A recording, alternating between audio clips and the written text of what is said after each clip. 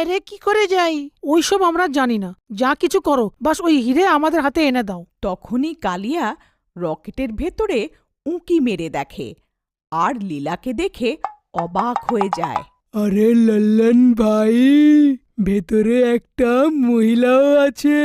আরে বাহ বাহ, আমি কখন থেকে নিজেকে একা মনে করছিলাম, এখন আমিও নিজের জীবনসাথী পেয়ে গেছি।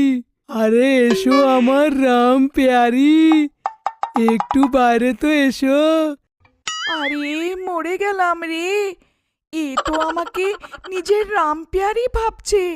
না না ভূত, আমাকে ক্ষমা করে দাও, আমি তো আগের থেকেই বিবাহিত। আরে মরে গেলাম রে, এখানে তো তিন ভূত আছে, এখন আমরা কি করি? আমাদের এখানে বেরোলেই ওরা আমাদের কাঁচা খেয়ে ফেলবে। আরে মরে গেলাম রে, বিদেশ যাত্রার লোভ তো অনেক দামি পড়ে গেল।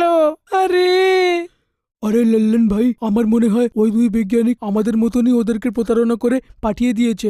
ভূত, আমাদের কিছু হিরে নিতে দাও না, এখানে তো হীরের ভান্ডার আছে, একটু আমাদের নিতে দাও না। কি, তোমাদেরকে ওই বৈজ্ঞানিকরা প্রতারণা করে এখানে পাঠিয়েছে? হ্যাঁ ভূত মশাই, তুমি ঠিকই বলছো, কিন্তু তুমি ওই বৈজ্ঞানিকদের কি করে চিনলে? আমরাও তোমাদের মতন মানুষই ছিলাম, কিন্তু ওই বৈজ্ঞানিকরা প্রতারণা করে আমাদের এখানে পাঠিয়ে দিয়েছিল হীরের লোভে। আমরা জানি যদি তোমরা হীরে না নাও তাহলে ওরা তোমাদের পৃথিবীতে আনবে না। আমার কাছে এক উপায় আছে ওই বৈজ্ঞানিকদের মজা দেখানোর। তারপর কালিয়া আর লাল্লান ওদের হিরেতে ভরা থলি দিয়ে দেয়।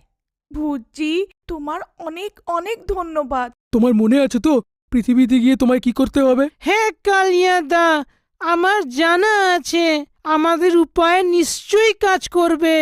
তারপর দুজন বৈজ্ঞানীদের হিরে দেখায়। হিরে দেখে ওদের খুশির ঠিকানা থাকে না। তারপর রকেটকে পৃথিবীতে ফেরত নিয়ে আসে। কিছুক্ষণেই